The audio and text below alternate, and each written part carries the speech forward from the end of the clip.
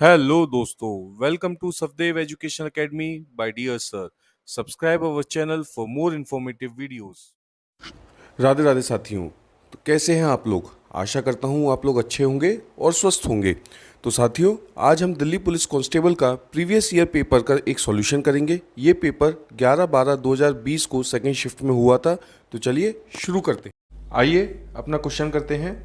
The price of an item decreases bye 10% every year if the difference between its prices at the end of fourth year and fifth year is rupees 52.65, then 90% of its price at the end of the second year is।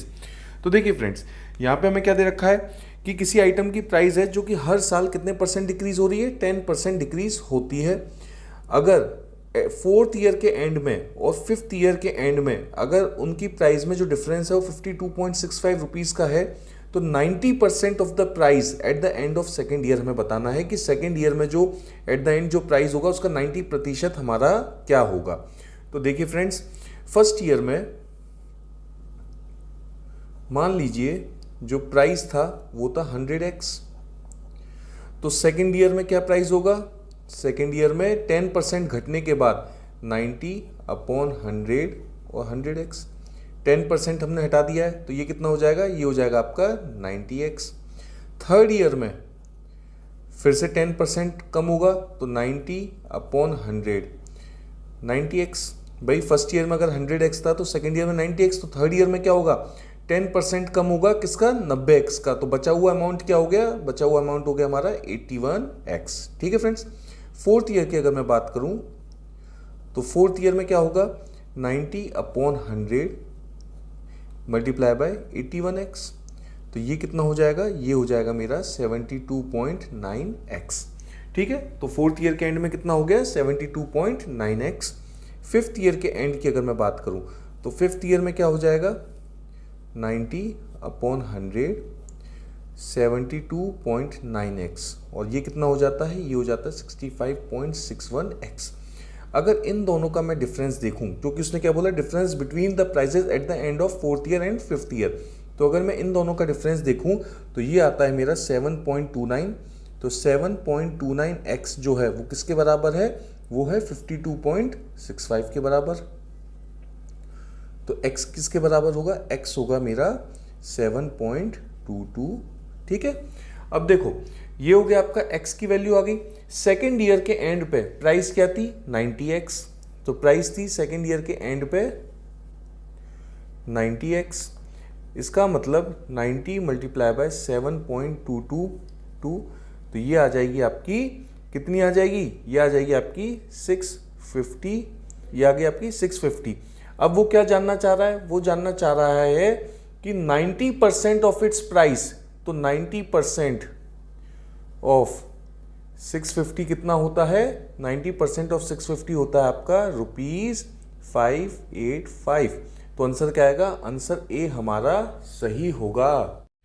A is 48% more than B and C is 30% less than the sum of A and B. By what percent is C more than A? तो A जो है वो 48% ज़्यादा है B से, और सी जो है वो 30% लेस है sum of A and B से। ए और बी के सम से वो 30% लेस है।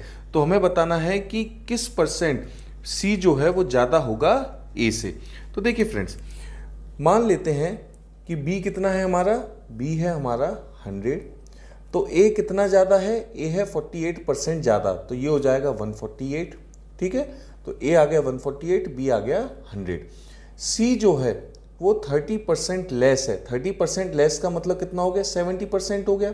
70%, ठीक है, लेस का मतलब 70% हो गया। तो ये किसका है? Sum of A and B. ठीक है फ्रेंड्स, तो ये क्या आ जाएगा? C is equal to 70/100 148 plus 100। तो ये कितना आ जाएगा? ये आ जाएगा आपका 7/10 इंटू 248, और ये कितना आ जाएगा? 1736/10, और ये आ जाएगा आपका 173.6। तो C कितना है? 173.6 है। अब हमें बताना है कि what percent is C more than A। तो C is more than A by, तो सी की वैल्यू क्या है 173.6 माइनस ए की वैल्यू क्या है 148। सी का कंपैरिजन किससे कर रहे हैं, ए से। तो जब भी हम किसी वैल्यू का दूसरी वैल्यू के साथ कंपैरिजन करते हैं तो जो नीचे आता है डिनोमिनेटर में वो दूसरी वैल्यू आएगी। तो यहाँ किसकी वैल्यू आएगी, ए की वैल्यू। ए की वैल्यू क्या है 148 मल्टीप्लाई बाय 100, तो ये कितना आ जाएगा, इसको सॉल्व करने पे आपकी वैल्यू आएगी 17.3%। ऑप्शन बी हमारा सही होगा।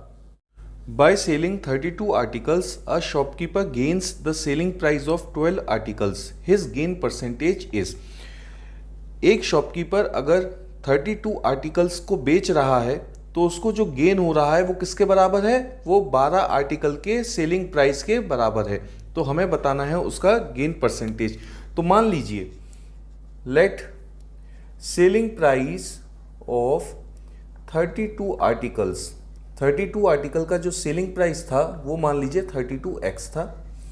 तो विक्रय मूल्य एक आर्टिकल का कितना हो जाएगा, एक आर्टिकल का हो गया x, 32x डिवाइड बाय 32 तो आपका x आ गया। तो सेलिंग प्राइस विक्रय मूल्य ऑफ 12 आर्टिकल कितना आ गया, तो 12 आर्टिकल का विक्रय मूल्य आ जाएगा 12x। अब आपको पता है यहां क्या हो रहा है, गेन हो रहा है। तो गेन क्या होता है, gain is equal to selling price minus cost price. विक्रय मूल्य माइनस क्रय मूल्य जब करेंगे तब हमें लाभ आता है।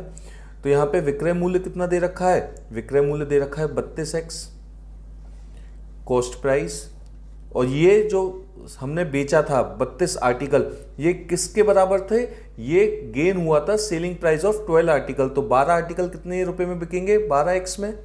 तो यहां से हमें कॉस्ट प्राइस निकल जाएगी, कॉस्ट प्राइस हो गई मेरी 32 माइनस 12 20x। ठीक है फ्रेंड्स, तो क्रय मूल्य है 20x, विक्रय मूल्य है 32x। तो हमारा फॉर्मूला क्या होता है, फॉर्मूला होता है हमारा विक्रय मूल्य is equal to 100 plus p percentage upon 100 into क्रय मूल्य। तो ये कितना हो गया, 32x is equal to 100 plus p percentage upon 100 into 20x। तो ये कितना हो गया, x से x कट गया, ये हो गया आपका 32/20 इंटू 100 माइनस 100। ये आ गया आपका p परसेंटेज, ये आ गया आपका 5, ये आ गया आपका 160 माइनस 100। तो आपका p परसेंटेज कितना आ गया, p परसेंटेज आ गया आपका 60%। ऑप्शन सी हमारा सही होगा। Let x be the greatest 4-digit number which when divided by 4, 5, 6, 7 and 9, the remainder in each case is 1. What is the sum of the digits of x? तो एक हमारा x जो है वो 4 डिजिट नंबर है ग्रेटेस्ट, जिसको जब हम डिवाइड करेंगे 4, 5, 6, 7 एंड 9 से तो हमें रिमाइंडर हर केस में क्या मिलेगा, 1 ही मिलेगा। तो हमें बताना है कि जो x है उसकी डिजिट्स का अगर मैं सम करूंगा तो क्या वैल्यू आएगी। तो देखिए फ्रेंड्स, सबसे पहले हम एलसीएम ले लेते हैं किसका, 4, 5, 6, 7 और 9 का। एलसीएम से हम ये पता करेंगे कि ऐसी कौन सी वैल्यू है जो कि कॉमन मल्टीपल हो इन सारी वैल्यूज का। ठीक है फ्रेंड्स, तो चलिए एलसीएम लेते हैं। ये 2 से करेंगे तो 2 आ जाएगा, यहाँ 5 आ जाएगा, यहाँ 3 आ जाएगा, यहाँ 7 आ जाएगा, 9 आ जाएगा। फिर 2 से करेंगे तो 1, 5, 3, 7, 9। 3 से करेंगे तो 1, 5, 1, 7, 3। फिर 3 से करेंगे तो 1, 5, 1, 7, 1। 5 से करेंगे तो 1, 5, ये 1 आ जाएगा, 1, 1, 7, 1। और ये करेंगे 7 से तो ये आ जाएगा 1। ठीक है फ्रेंड्स, तो 2 2 जा 4 होता है, 4 3 जा 12 होता है, 12 3 जा 36 होता है, 36 इंटू 5। तो 36 इंटू 5 क्या होता है, 5 से 30, 180 होता है। 180 इंटू 7 कितना हो गया, 1260। ठीक है फ्रेंड्स, तो ये क्या आ गया हमारा, ये आ गया हमारा 1260। अब 1260 क्या है हमारा, ये हमारा एलसीएम आ गया 1260। ठीक है, अब मैं 1260 की ग्रेटेस्ट 4 डिजिट देखूं तो अगर मैं इसको मल्टीप्लाई करूं 8 से, ठीक है फ्रेंड्स, तो 8 0 जा 0, 6 8 जा 48 होता है, 4 के 2 8 जा 16, 2 8 जा 16 और 4 20, ये हो गया 10,800। इसका मतलब मुझे क्या करना है, ग्रेटेस्ट 4 डिजिट के लिए अगर मैं 1260 मल्टीप्लाई बाय 7 करूंगा तो 7 0 जा 0, 6 7 जा 42 होता है, 2 7 जा 14, 18 हो गया, 7 जैसा 8, तो वैल्यू क्या आ गई, वैल्यू आ गई मेरी 8820। तो 8820 मेरी ऐसा कॉमन मल्टीपल है और ग्रेटेस्ट 4 डिजिट है जो कि 4 5 6 7 और 9 से सबसे डिवाइड होता है। अब इसको डिवाइड करेंगे तो ये तो एग्जैक्टली डिविजिबल हो जाएगा, पर हमें रिमाइंडर क्या आना चाहिए, reminder in each case is 1। तो यहाँ पे अगर मैं 1 कर दूंगा तो ये रिमाइंडर 1 ही आएगा, तो ये कितनी वैल्यू हो गई, 8821।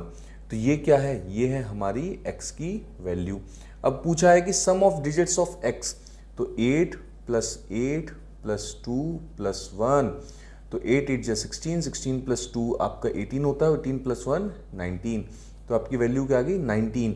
ऑप्शन ए हमारा सही होगा। A cylindrical bucket of radius 96 cm and height 54 cm is filled with sand. The bucket is emptied on the ground and a conical heap of base radius x cm is formed. If the height of the heap is 72 cm, what is the value of x? एक cylindrical bucket है जिसका radius है 96 centimetre और height है 54 centimetre, उसको भर दिया है सैंड से। अगर उस बकेट को एम्प्टीड करते हैं, खाली करते हैं ग्राउंड पे, और उस मिट्टी से एक कॉनिकल हीप बनाया जाता है जिसका बेस रेडियस क्या है x सेंटीमीटर, और उसकी हाइट, कोन की हाइट कितनी हो जाती है 72 सेंटीमीटर। तो हमें बताना है कि x की वैल्यू क्या होगी। तो देखिए फ्रेंड्स, सबसे पहले जो आपकी सैंड थी वो किस में थी, सिलेंडर में थी। तो सबसे पहले हमने पहले भी पढ़ा है कि वॉल्यूम क्या होता है, हमारा कांस्टेंट होता है। तो वॉल्यूम क्या हो जाएगा, वॉल्यूम ऑफ सिलेंडर या कहें cylindrical bucket is equal to volume of conical heap. अब वॉल्यूम ऑफ सिलिंड्रिकल, तो सिलेंडर का वॉल्यूम क्या होता है, πr²h, ठीक है फ्रेंड्स। और अगर मैं वॉल्यूम ऑफ सिलिंड्रिकल हीप की बात करूं तो ये क्या हो जाएगा 1/3 πr²h। तो कैपिटल R और H सिलेंडर के लिए डिनोट कर दिया और स्मॉल r और H कोनिकल हीप के लिए। पाई से पाई कैंसिल हो जाएगा। R कितना दे रखा है 96, तो 96 का स्क्वायर इनटू H कितना दे रखा है 54, यहाँ आ जाएगा आपका, ये 3 इधर चला जाएगा तो 3 मल्टीप्लिकेशन में आ गया। R क्या है, R इज x सेंटीमीटर, तो x² और H कितना दे रखा है 72 दे रखा है। तो यहाँ से x क्या आ जाएगा, x² is equal to 3 into 96 into 54 upon 72, ये हमारा x² आ गया। अगर मैं इसको सॉल्व करूं तो देखिए फ्रेंड्स, ये आ जाएगा आपका 3, ये आ जाएगा आपका 24, ठीक है, और 24 ये कटूँ तो 4 जा जाएगा। तो हमारा x² क्या आ गया, x² आ गया 4 × 96 × 54। अब देखिए, ये स्क्वायर रूट निकालना आपके लिए नेक्स्ट टू इम्पॉसिबल होगा। तो चलिए अब हम स्क्वायर रूट की टेक्निक को जानते हैं। तो देखिए फ्रेंड्स, x² क्या है 4 × 96 × 54। आपको पता है 4 क्या होता है, 2 का स्क्वायर होता है। 96, आप एक काम करिए, आप 96 और 54 का फैक्टराइजेशन करिए। तो अगर मैं 96 का फैक्टराइजेशन करूं तो 2 जा हो जाएगा, ये आ जाएगा 48, ये 2 जा हो जाएगा, ये हो जाएगा 24, ये 2 जा हो जाएगा तो ये आ जाएगा 12, ये 2 जा हो जाएगा तो ये हो जाएगा 6, और ये आ जाएगा 3, और 3 आ जाएगा 1। अगर मैं ऐसे ही 54 का लेता हूँ तो 54 का क्या आएगा, 2 से करूँगा तो 27 आ जाएगा, 3 से करूँगा तो 9, 3 से करूँगा 3, 3 से करूँगा 1। तो अगर मैं 96 की बात करूँ तो 96 क्या है 1 2 3 4 5, 2 की पावर 5 मल्टीप्लाई बाय 3 की पावर 1। और अगर मैं 54 की बात करूँ तो 2 की पावर 1 मल्टीप्लाई बाय 3 की पावर 3। तो ये मैंने फैक्टराइजेशन कर दिया। तो x² इज इक्वल टू 5 + 2 7, 7 + 1 8, तो 2 की पावर 8 मल्टीप्लाई बाय 3 + 1 4, 3 की पावर 4। तो x² की वैल्यू क्या है 2 की पावर 8 मल्टीप्लाई बाय 3 की पावर 4। तो x की वैल्यू क्या होगी, अंडर रूट 2 की पावर 8 मल्टीप्लाई बाय 3 की पावर 4। तो इसका अंडर रूट करेंगे तो यहाँ क्या आ जाएगा, 2 की पावर 8 मल्टीप्लाई बाय 3 की पावर 4। तो ये आ जाएगा 2 की पावर 4 और ये आ जाएगा 3 का स्क्वायर। तो 2 की पावर 4 16 होता है और 3 का स्क्वायर 9 होता है, 6 9 जा 54 होता है और 9 ये होता है 144। तो x की वैल्यू क्या आ गई, x की वैल्यू आ गई 144। तो अगर आप इस टेक्निक से करेंगे तो आप किसी भी वैल्यू का अंडर रूट निकाल पाएंगे। तो यहां क्या वैल्यू होगी, x की वैल्यू होगी 144। ऑप्शन सी हमारा सही होगा। A person rows 30 kilometre upstream and the same distance downstream. The total time taken by him for his journey is 1/5 hours. If the speed of the stream is 5 km per hour, then in how many hours does the person row a distance of 144 kilometre upstream? तो देखिए friends, एक person है जो कि 30 kilometre upstream जाता है और same distance वो डाउन स्ट्रीम में कवर करता है। Total time taken by him, तो टोटल टाइम कितना लगेगा अपस्ट्रीम और डाउन स्ट्रीम का, 1/5 आवर्स। स्ट्रीम की स्पीड क्या है, स्ट्रीम मतलब वाटर की स्पीड, बहते हुए पानी की स्पीड क्या है, 5 किलोमीटर पर आवर है। तो ये पूछ रहा है कि अगर अप स्ट्रीम वो 144 किलोमीटर जाएगा तो कितने टाइम में वो ये डिस्टेंस कवर करेगा। तो देखिए टाइम, टोटल टाइम कितना है, time of upstream plus time of downstream, ये टोटल टाइम कितना है, 3 5 जा 15, 15 plus 1 16/5 hours. Speed of water दे रखा है 5 किलोमीटर पर आवर। आपको पता है डिस्टेंस जो होता है वो स्पीड इनटू टाइम होता है, तो टाइम क्या हो गया, डिस्टेंस अपॉन स्पीड। तो ये जो ऊपर टाइम लगा अप स्ट्रीम में जाने का, तो ये क्या हो जाएगा, डिस्टेंस अपॉन स्पीड। डिस्टेंस था उसका 30 किलोमीटर का और स्पीड क्या होगा, speed of boat minus speed of water, plus down stream में भी 30 किलोमीटर का डिस्टेंस कवर किया है, पर डाउन स्ट्रीम में क्या हो जाएगा, speed of boat plus speed of water, और ये किसके बराबर है, ये है 16/5 के बराबर। तो इसको सॉल्व करने पे क्या करेंगे आप यहां पे क्या करेंगे, कॉमन वैल्यू ले लेंगे, ये आपकी S B plus S W, ये एलसीएम आ गया। एलसीएम लेने के बाद यहाँ क्या आ जाएगा, 30 S B plus S W कितना था, 5 था, plus 30 S B minus 5 is equal to 16/5। ठीक है फ्रेंड्स, तो इसको सॉल्व करने पे क्या आएगा, इसको हम सॉल्व करेंगे तो आ जाएगा 5 को दल ले जाइए, आ जाएगा 150 S B plus 5 plus 150 S B minus 5 is equal to 16 S B minus 5 और एस बी प्लस 5। ठीक है फ्रेंड्स, अब इसको सॉल्व करने पे जो आपकी एस बी की वैल्यू आएगी, एस बी की वैल्यू आएगी आपकी 20 किलोमीटर पर आवर। ये आपकी बोट की स्पीड आ गई। ठीक है, अब देखिए अप स्ट्रीम जाने में, अप स्ट्रीम की बात करूं, स्पीड अप स्ट्रीम की क्या थी, S B minus S W. तो एस बी क्या हो गया 20, एस डब्ल्यू क्या है 5, तो ये कितना आ गया 15 किलोमीटर पर आवर। ये आपकी अपवर्ड की स्पीड आ गई या अप स्ट्रीम की। टोटल डिस्टेंस कितना कवर किया था, टोटल डिस्टेंस दे रखा है 144 किलोमीटर। तो टाइम क्या हो गया 144/15, तो टाइम आ जाएगा आपका 9.6 आवर। ऑप्शन ए जो है वो सही होगा। If a sum of rupees 4648 is divided into 3 parts such that 4 times the first part is equal to 5 times the second part and 7 times the third part, then the difference between the second and third part is। तो देखिए friends यहाँ क्या दे रखा है, ₹4648 को 3 parts में divide किया गया। मान लीजिए पहला पार्ट था ए, दूसरा पार्ट था बी, तीसरा पार्ट था सी। तो ए प्लस बी प्लस सी कितना है 4648, और इसको इस तरीके से डिवाइड किया गया है कि 4 टाइम्स द फर्स्ट पार्ट, तो 4a is equal to 5 times the second part and 7 times the third part. तो ये आ गया आपका।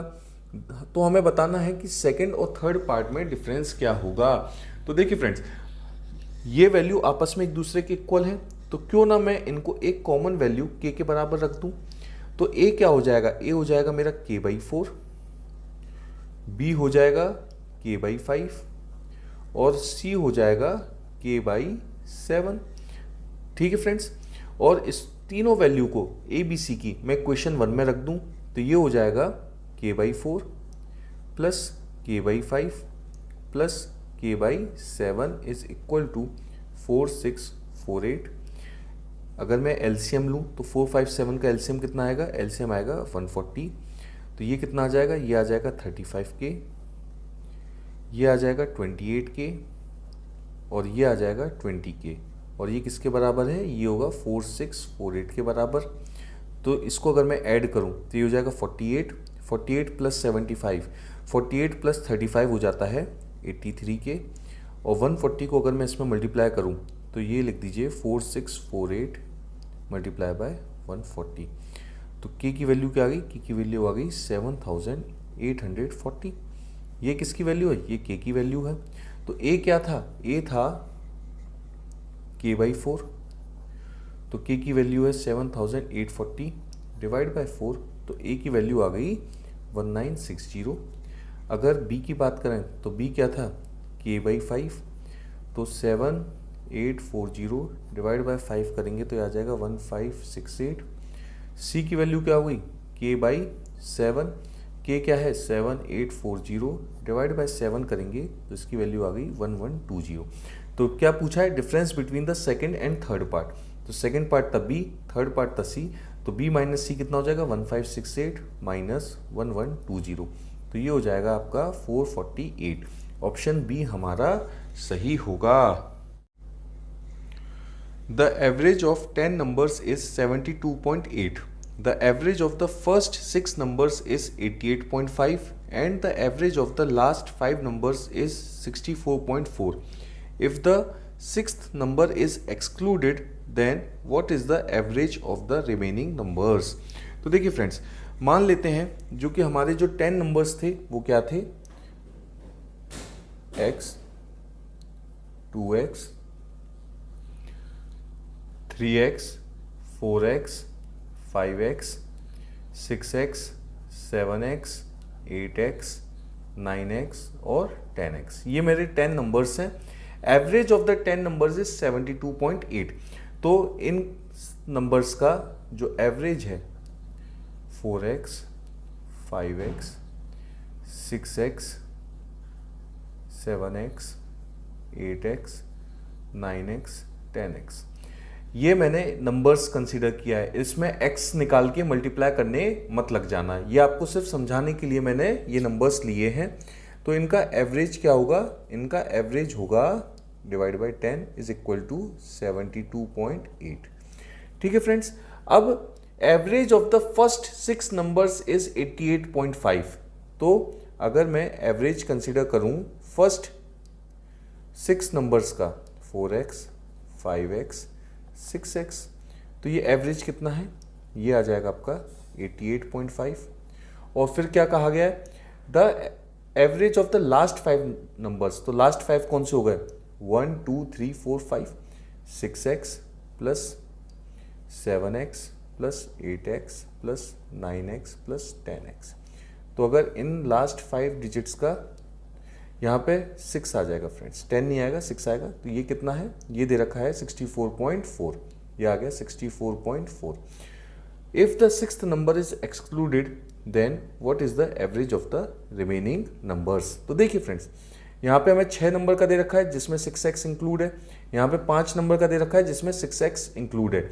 इफ सिक्स नंबर कौन सा है, 6x ही है। इसको अगर मैं एक्सक्लूड कर दूं तो एक्सक्लूड कैसे करेंगे, देखिए x plus 2x plus 3x plus 4x plus 5x plus 6x, सम क्या आ जाएगा, सम आ जाएगा 88.5 मल्टीप्लाई बाय 6।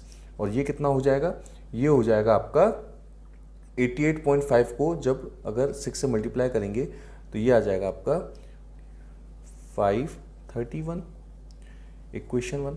और इसको अगर इसका सम निकालेंगे तो ये हो जाएगा 6x plus 7x plus 8x plus 9x plus 10x। तो ये कितना हो जाएगा 64.4 मल्टीप्लाई बाय 5, तो ये आ जाएगा 322। ठीक है, sum of first 5 numbers plus आपका जो सिक्स्थ नंबर है, sixth number plus sum of last 5 numbers, ये क्या हो जाएगा 531 प्लस 322, और ये हो जाएगा आपका 853। ठीक है फ्रेंड्स, इस इक्वेशन से, जिसको मैं इक्वेशन ए कहूं, आप सम ऑफ 10 नंबर्स का निकाल सकते हैं। सम ऑफ 10 नंबर्स क्या हो जाएगा, from equation A sum of 10 numbers is equal to 7.8 multiply by 10, तो ये हो जाएगा 728। ठीक है, अब देखिए सम ऑफ फर्स्ट 5 लेटर्स या 5 numbers plus sum of last 5 numbers, ये कितना है प्लस 6x, ये दे रखा है 853, और सम ऑफ 10 नंबर्स दे रखे हैं 728। तो अगर मैं इन दोनों को ऐड कर दूं तो ये कितने हो जाएंगे, फर्स्ट 5 प्लस लास्ट 5, तो ये 10 हो गए। तो सम ऑफ 10 नंबर्स कितना था 728, तो 728 प्लस सिक्स्थ नंबर क्या था 6x इज इक्वल टू 853, तो सिक्स्थ नंबर क्या आ जाएगा, सिक्स्थ नंबर आ जाएगा 853 माइनस 728, तो ये क्या आ जाएगा, ये आ जाएगा आपका 125। इस नंबर को क्या करना है, इस नंबर को करना है एक्सक्लूड, एक्सक्लूडेड बोला था, तो हमें बताना है कि एवरेज बाकी नंबर्स का क्या आएगा। तो देखिए फ्रेंड्स, इक्वेशन ए से हमें क्या पता चला था, sum of 9 numbers plus sixth number क्या था 125 divide by 10 is equal to 72.8, तो इससे निकल आएगा सम ऑफ 9 नंबर्स, जो कि हो जाएगा 72.8 मल्टीप्लाई बाय 10 माइनस 125, तो ये कितना आ जाएगा 728 माइनस 125, ये आ जाएगा आपका 603, और 603 का एवरेज ऑफ 9 नंबर्स, तो ये आ जाएगा 603 डिवाइड बाय 9, तो ये आ जाएगा 67, तो ऑप्शन सी हमारा सही होगा। Pipe A is a filling pipe while B and C are emptying pipes. Pipe A alone can fill a tank in 10 hours and pipe C alone can empty the full tank in 24 hours. If all 3 pipes are opened together, the tank is completely filled in 40 hours. In how many hours can pipe B alone empty 2/3 part of the tank? तो देखिए friends, इस question में क्या कहा गया है, pipe ए जो है वो फिल करता है, फिलिंग पाइप है, वाइल जो बी और सी पाइप हैं वो एम्प्टी, वो खाली करने वाले पाइप हैं। ठीक है, पाइप ए जो है वो टैंक में पानी को भरता है, और पाइप बी और सी टैंक को खाली करते हैं। तो अगर मैं पाइप ए की बात करूं तो पाइप ए जो है वो अकेला किसी टैंक को 10 घंटे में भर देगा। तो अगर मैं प्रति घंटे की बात करूं तो ए जो है वो 1/10 पर आवर फिल करता है, और पाइप सी जो है वो 1/24 पर आवर टैंक को खाली करता है। ठीक है फ्रेंड्स, अगर इन तीनों पाइप को एक साथ ओपन कर दिया जाए तो जो टैंक है वो कितनी देर में फिल हो जाएगा, 40 आवर्स में फिल हो जाएगा। तो हमें बताना ये है कि पाइप बी जो है टैंक को अगर खाली करेगा तो वो 2/3 टैंक को कितने घंटे में खाली कर पाएगा। तो देखिए, ए हो गया 1/10 पर आवर, सी हो गया 1/24 पर आवर, तो ए प्लस बी प्लस सी अगर ये तीनों एक साथ चालू कर दिए जाएं और ये कितनी देर में फिल करेगा, 40 आवर्स में फिल कर देगा। तो 40 आवर्स में कंप्लीटली काम को पूरा कर देगा, 1 हो गया। सी जो है वो एम्प्टी है, तो एम्प्टी करता है मतलब खाली करता है, तो इसको माइनस में लिख लेंगे। तो यहाँ से क्या आ गया, ए आ गया 1/10, बी आ जाएगा प्लस बी करके लिख लीजिए, सी आ जाएगा minus 1/24 multiply by 40 is equal to 1। ठीक है फ्रेंड्स, एलसीएम ले लीजिए, 10 और 24 का ले लेंगे तो ये हो जाएगा 240, यहाँ आ जाएगा आपका 24 प्लस 240b माइनस यहाँ आ जाएगा 10 multiply by 40 is equal to 1, ये आ गया 6, ये 6 आ गया, तो ये आ गया 14 plus 240b is equal to 6 आ गया फ्रेंड्स। तो ये क्या आ जाएगा 14 minus 6 is equal to minus 240b। तो b हमारा आ जाएगा 8/240, -8/240, और इसको काटेंगे तो b आ जाएगा -1/30। तो देखिए फ्रेंड्स, b -1/30, क्योंकि b क्या है, एम्प्टिंग टैंक है, ठीक है। b क्या है, एम्प्टिंग पाइप है। एम्प्टिंग मतलब खाली करने वाला, तो खाली कर रहा है तो माइनस में आएगा, और अगर फिलिंग पाइप है तो प्लस में आएगा, ठीक है। तो b की वैल्यू आ गई -30। अब इसका मतलब है कि b जो है वो 30 आवर्स में टैंक को फिल कर देता है, ठीक है। तो 30 आवर्स में टैंक को कंप्लीटली फिल कर देता है। तो हमसे पूछा गया है कि कितने आवर में वो 2/3 ऑफ द टैंक फिल कर देगा। क्या कर देगा, 2/3 ऑफ द टैंक फिल कर देगा। तो देखिए फ्रेंड्स, 30 में कंप्लीटली फिल, तो x आवर्स में 2/3, क्रॉस मल्टीप्लाई कर दीजिए, तो ये आ जाएगा x is equal to 30 into 2/3। तो ये आ जाएगा 10, ये आ जाएगा 20। तो 20 आवर्स में टैंक जो है वो हमारा कंप्लीटली फिल हो जाएगा। ऑप्शन बी जो है वो हमारा सही होगा। A sum amounts to rupees 37,044 in 3 years at 5% per annum, interest being compounded yearly. If the same sum amounts to rupees X in 2 years at 15% per annum when the interest is compounded 8 monthly, then the value of X in rupees is। एक amount को deposit किया जाता है 3 साल के लिए 5% per annum की ब्याज पर। तो हमें 3 साल बाद कितना अमाउंट मिलता है, हमें मिलता है 37,044 रुपीज़, जब हम चक्रवृद्धि ब्याज वार्षिक लगाते हैं। अगर सेम अमाउंट को अगर हम 2 साल में के लिए 15% पर एनम ब्याज पर अगर हम चक्रवृद्धि लगाएंगे 8 महीने की, तो हमें बताना है कि वो कितना अमाउंट हो जाएगा। तो देखिए फ्रेंड्स, जो हमें सबसे पहले क्वेश्चन में क्या दे रखा है कि कंपाउंडेड ईयरली का है ना, तो अमाउंट जो होता है वो होता है प्रिंसिपल 1 + r/100 की पावर t। तो अमाउंट हमें कितना मिल रहा है, 37,044 रुपये। और जब हम मूलधन को निकालेंगे तो ये आ जाएगा 5/100 और ये आ जाएगा 3। तो 37,044, ये आ जाएगा p इंटू, ये आ जाएगा 105/100। 105 क्या हो जाएगा, 21/20 इंटू 21/20 इंटू 21/20। तो p क्या आ जाएगा, 37044 multiply by 20 multiply by 20 multiply by 20/21 into 21 into 21। तो 21 से काटेंगे तो ये आ जाएगा आपका 1764, और ये 1764 को काटेंगे तो ये क्या आ जाएगा आपका, ये आ जाएगा 84। और 84 को अगर मैं 21 से काटूं तो ये कितना आ जाएगा, ये आ जाएगा 4। तो p की वैल्यू क्या आ गई, p की वैल्यू आ गई 4 multiply by 20 multiply by 20 multiply by 20। ये हो गया हमारा 32,000। तो प्रिंसिपल अमाउंट क्या था, 32,000। ठीक है फ्रेंड्स, अब क्या जानना चाह रहा है, वो जानना चाह रहा है 2 ईयर्स के लिए 8 महीने की क्या है, कंपाउंडेड चक्रवृद्धि अगर मैं 8 महीने के हिसाब से लगा रहा हूं तो टाइम क्या है, टाइम है 2 ईयर का। ईयर को क्योंकि मंथली की बात हो रही है तो मंथ में कन्वर्ट करें तो 2 × 12 24 हो गया। और 24 अगर मैं 8 महीने की चक्रवृद्धि लगाऊं तो क्या हो गया, 3 आ गया। ठीक है फ्रेंड्स, ये क्या आ गया, 3 आ गया। अगर मैं ब्याज दर की बात करूं तो ब्याज दर क्या है, R' 15%, R है मेरा 15%, तो R' क्या होगा 15% इंटू कितने महीने की चक्रवृद्धि, 8 महीने। तो 8/1 साल में कितने महीने होते हैं, 12। तो इसको सोल्व करेंगे तो क्या आ जाएगा, इसको सोल्व करेंगे तो ये आ जाएगा हमारा 10%। ठीक है फ्रेंड्स, तो अमाउंट क्या हो जाएगा, मूलधन क्या था 32,000, ये आ गया 32,000। 1 + R क्या है 10%, और टाइम क्या है 3 महीने। अब हम महीने में बात कर रहे हैं, ठीक है। तो इसको सोल्व करने पे हमारा आंसर क्या आएगा, चलिए देख लेते हैं। तो अमाउंट हो जाएगा 32,000,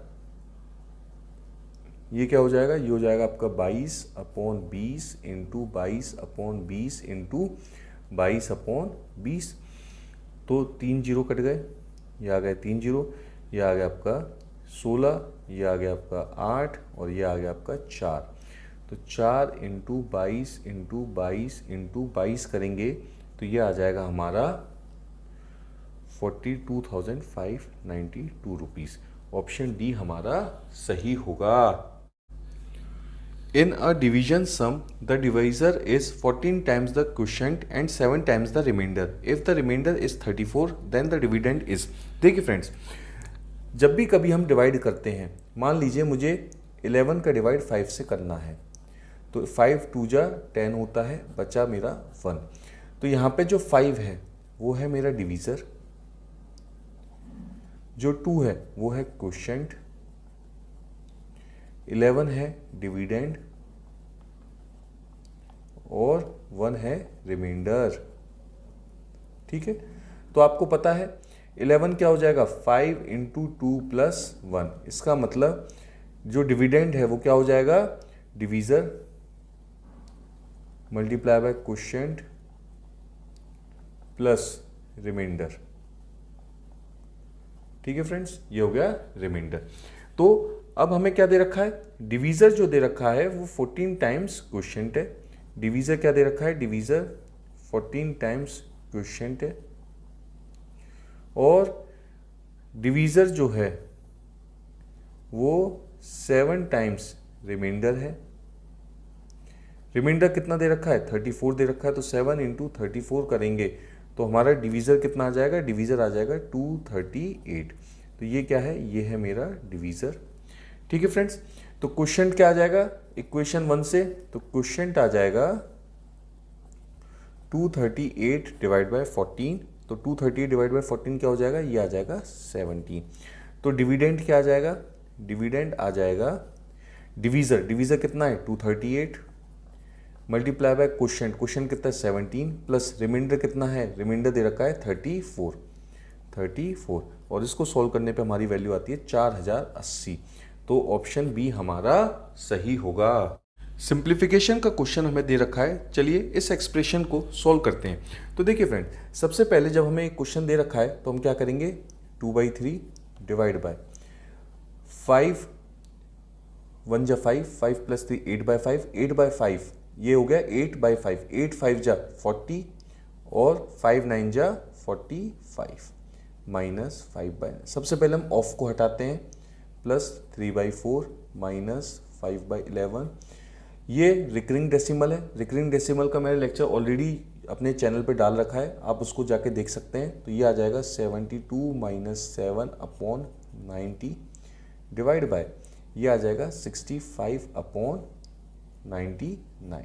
ठीक है फ्रेंड्स, तो इसको सॉल्व करने पे क्या आएगा, अगर मैं डिवाइड के साइन को हटाऊं तो क्या हो जाता है मल्टीप्लिकेशन आ जाता है, और वैल्यू जो है वो हमारी रेसिप्रोकेट कर जाती है। माइनस 5/9 प्लस 3/4 माइनस 5/9, ये 72 माइनस 7 65 होता है, 65/90 डिवाइड का साइन हटाने पे मल्टीप्लाई, और ये आ जाएगा 99/65। ठीक है फ्रेंड्स, तो यहाँ क्या आ जाएगा, ये हो जाता है 9, ये हो जाता है 8 2 9 और ये हो जाता है 3।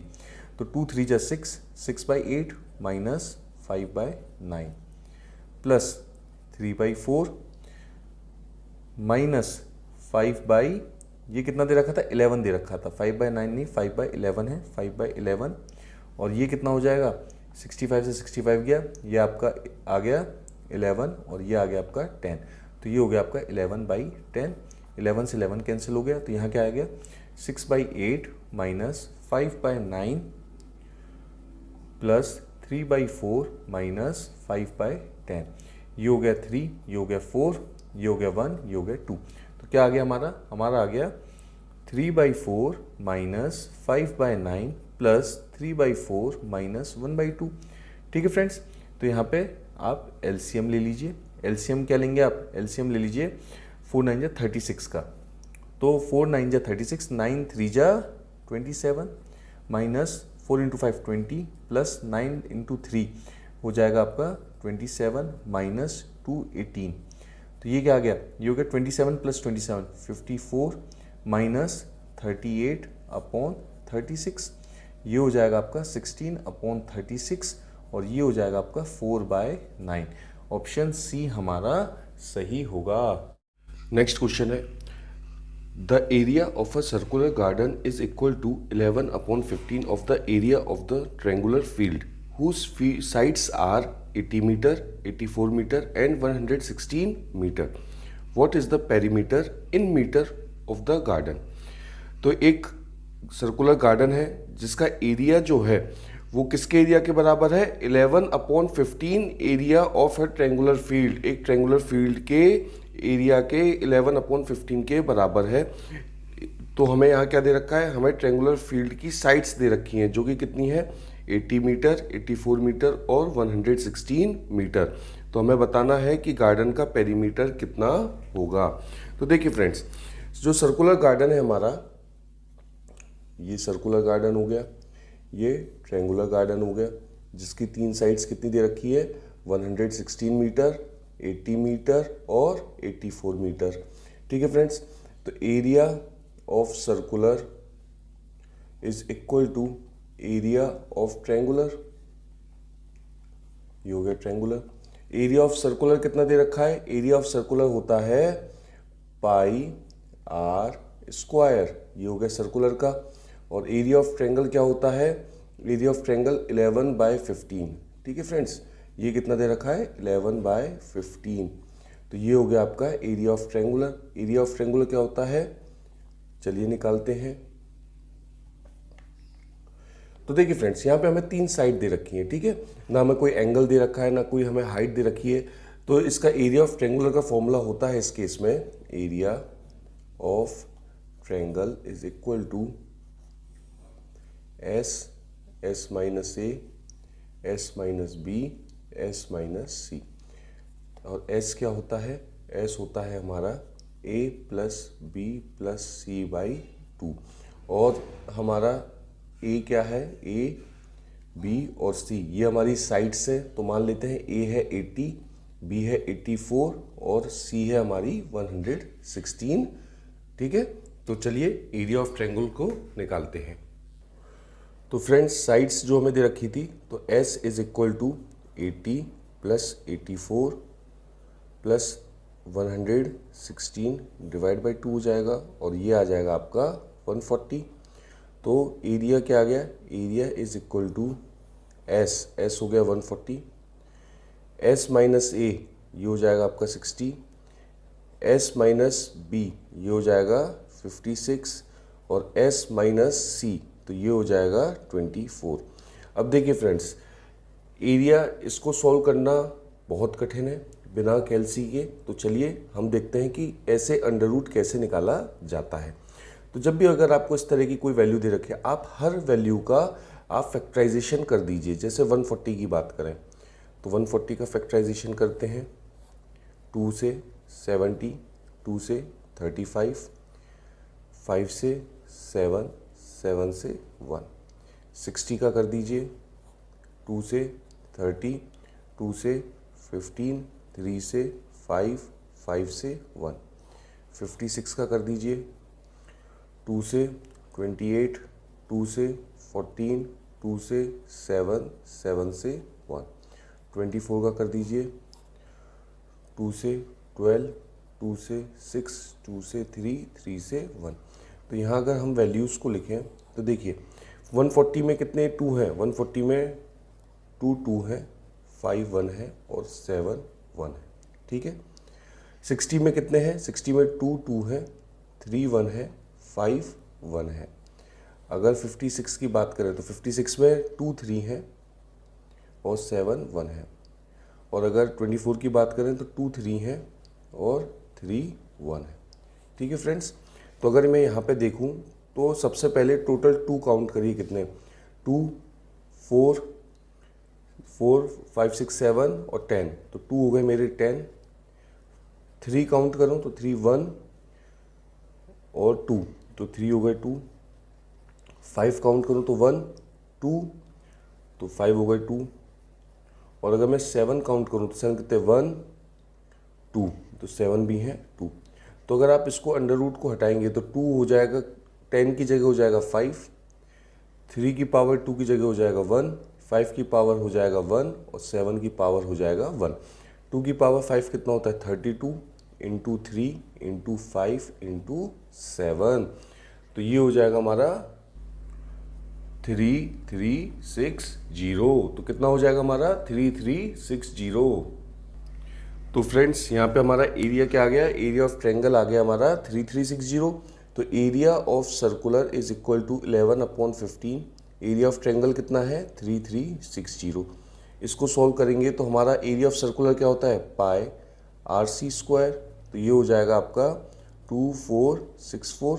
तो आर सी कितना आ जाएगा, आर सी आ जाएगा आपका 2464 और ये हो जाएगा स्क्वायर इंटू 7/22 और ये सॉल्व करने पे आ जाएगा 784। तो आर सी आ जाएगा हमारा 28। ठीक है फ्रेंड्स, आर सी आ गया हमारा 28। अंडर रूट ऑफ 784 28 होता है। ठीक है फ्रेंड्स, तो हमें क्या निकालना था, हमें पेरीमीटर निकालना था। पेरीमीटर क्या होता है, perimeter is equal to 2 pi R C. 2 pi R C क्या हो गया 2 इंटू 22/7 इंटू 28, ये हो जाएगा 4 और ये हो जाएगा आपका 176 मीटर। तो ऑप्शन बी हमारा सही होगा। क्वेश्चन है a certain sum amounts to ₹13,860 after 5 years and to ₹16,776 after 8 years at the same rate % per annum at simple interest. What will be the simple interest in rupees on a sum of ₹10,000 for 2/5 years at the same rate?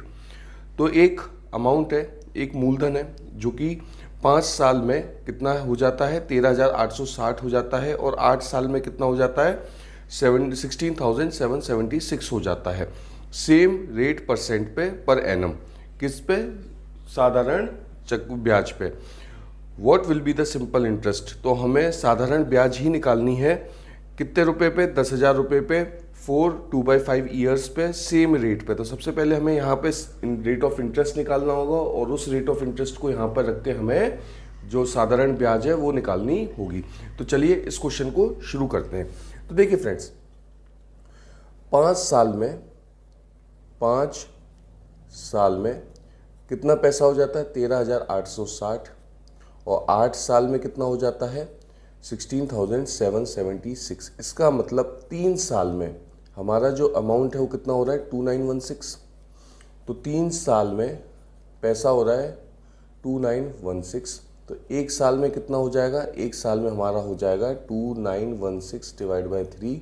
तो ये हो जाएगा हमारा 972 rupees. तो 1 साल में कितना हो गया, 1 साल में हो गया हमारा 972 रुपये। ठीक है फ्रेंड्स, तो 5 साल में कितना हुआ था 13,860। तो 13,860 और हर साल किस रेट से बढ़ रहा है 972 माइनस 972 इंटू कितने साल में 5 साल में 5। तो इससे मुझे मेरा मूलधन पता चल जाएगा कि मेरा मूलधन कितना था।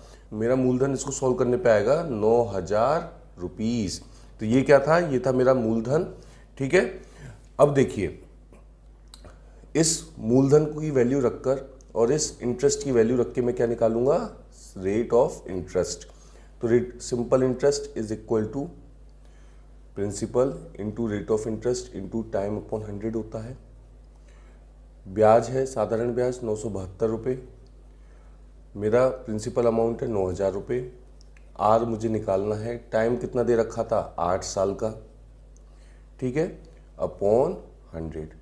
तो यहाँ से आर आ जाएगा आपका 10.8%। तो ये क्या है, ये आपकी ब्याज दर है। इस ब्याज दर को यहाँ इस कंडीशन में रखना है और आपको आपका आंसर निकालना है। तो देखिए simple interest is equal to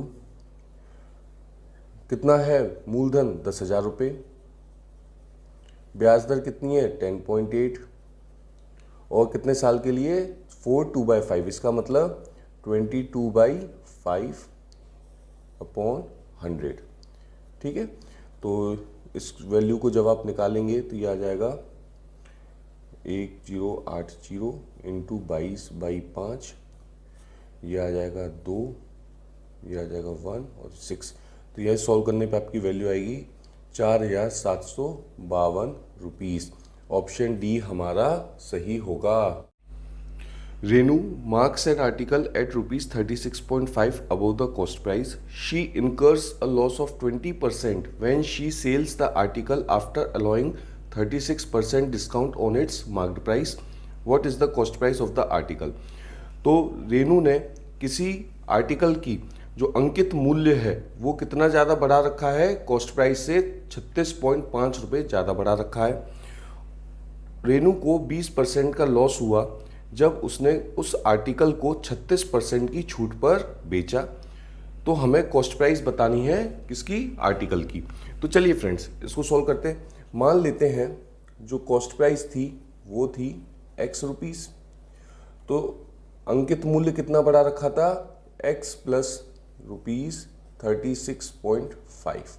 ठीक है, इस पे डिस्काउंट कितना दिया, 36% का, तो छूट कितनी हो गई, डिस्काउंट ये दिया 36% का, तो 0.36 x प्लस 36.5। तो छूट के बाद जो मेरा विक्रय मूल्य आएगा वो कितना आएगा, विक्रय मूल्य आ जाएगा 0.64 x प्लस 36.5। ठीक है फ्रेंड्स, तो ये क्या है, और उसको लॉस कितने का हुआ, लॉस हुआ उसको 20% का। तो आपको पता है 100 minus loss percentage upon 100 into CP। ठीक है फ्रेंड्स, तो यहाँ पे क्या दे रखा है, SP दे रखा है आपको 0.64 x plus 36.5 is equal to loss कितने का, 100 minus 20 80 upon 100 into x, cost price x है, तो ये कितना आ गया, 100 इधर चला जाएगा तो 64x plus 36.5 is equal to 80x। ठीक है फ्रेंड्स, अब ये क्या आ जाएगा, ये आ जाएगा 8 और ये आ जाएगा 10, ये आ जाएगा 4 और ये आ जाएगा 5।